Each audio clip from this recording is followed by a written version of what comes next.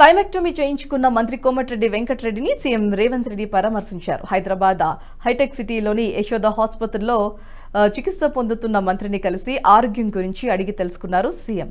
అయితే కాగా ఇటీవలే రోబోటిక్ టెక్నాలజీ ద్వారా కోమటిరెడ్డికి డాక్టర్లు థైమెక్టమీ ఆపరేషన్ చేశారు. సీఎం రేవంత్ తో పాటు జానారెడ్డి కుమారుడు రఘువీర్ రెడ్డి, ఎం నరేందర్ రెడ్డి, రోహిత్ రెడ్డి తదితరులు ఉన్నారు.